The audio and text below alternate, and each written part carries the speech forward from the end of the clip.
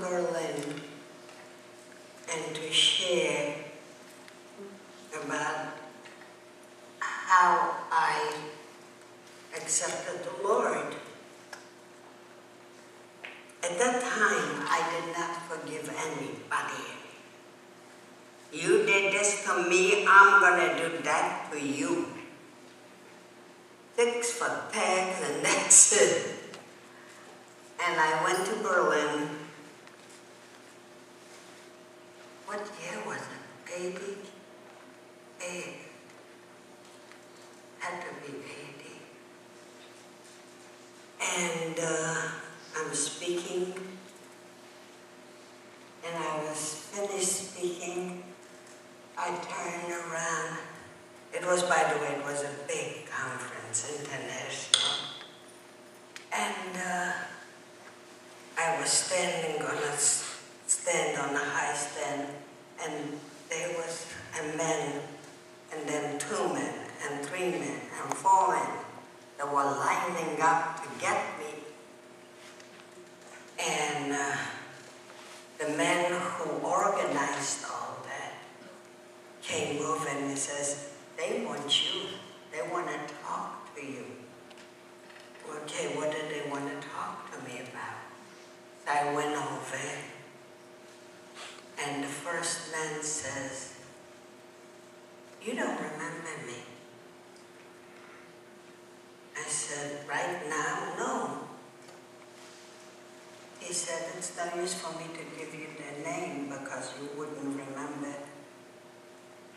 He said, I was in Dachau.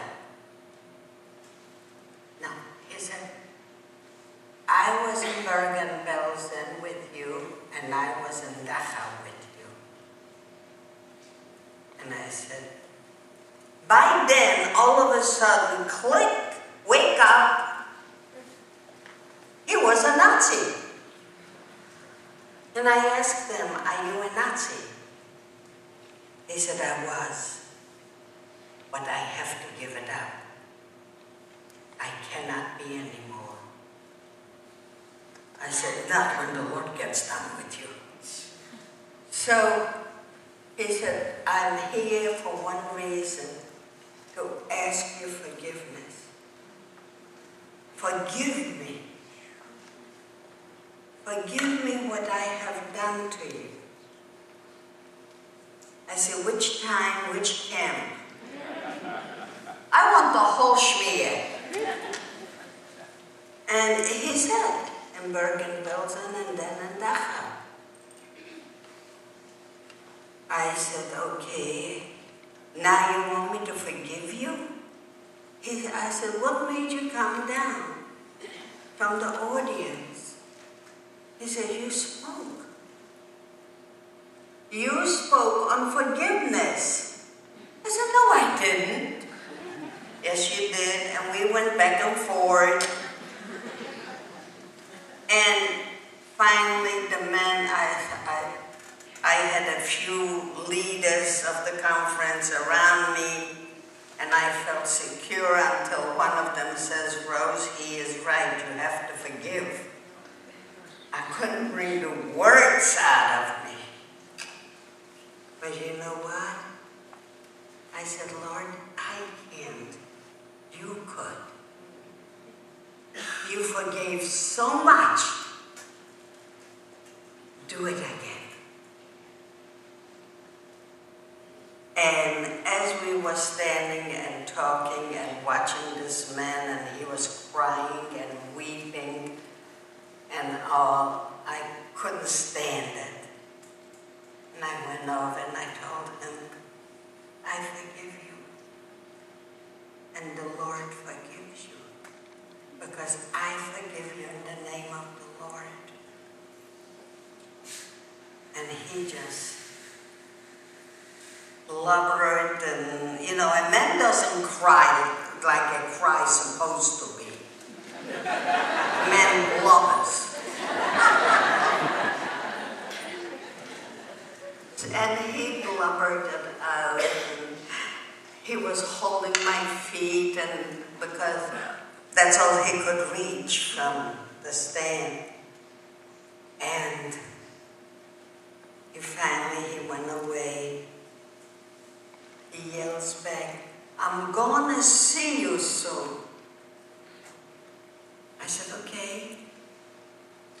listen, the man says, I'm gonna see you.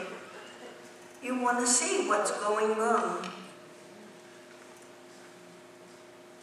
This man had 2 children, 2 daughters.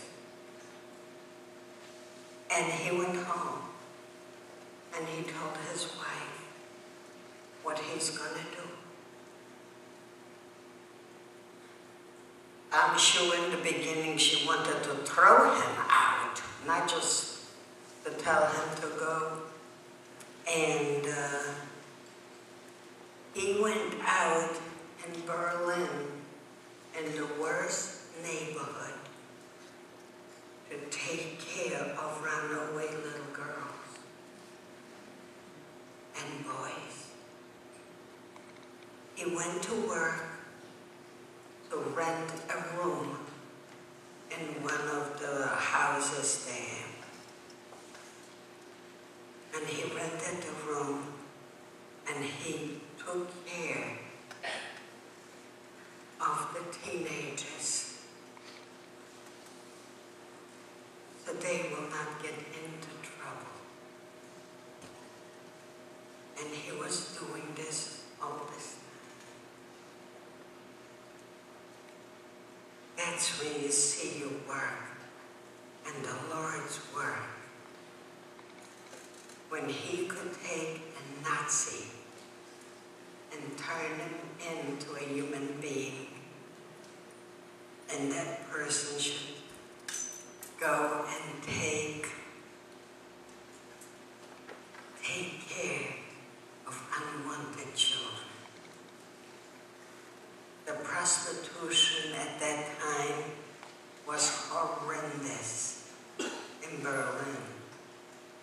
And the dope was so horrible. And this man had to clean it up. He did quite a bit. And he said, share this with other people. And this is why. Thank you for reminding me. Rose, I'll take a couple questions from the audience now, but let me ask, before I do, what for how long, Rose? 5 years. 5 years. From the time you were 11 to 16, is that right? About 11 to 16. 15, 16. Who counts? Miss Price, what do you say today to those world leaders and others who say that the Holocaust never happened? Did you hear that, Rose? I heard, and I tell them, the Lord made it a lot of idiots.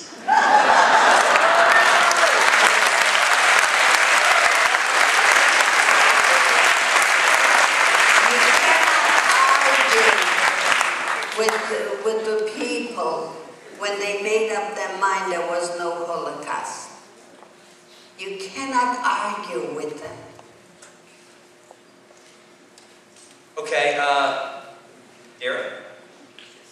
Hi, Miss Rose. Some of our high school students are here and they've heard different things about some of the experimentations that went on, and they'd like to know if you saw any of that or were a part of any of the different experiments of the Nazis. The what? There were too many of them and too many explanations of it, okay?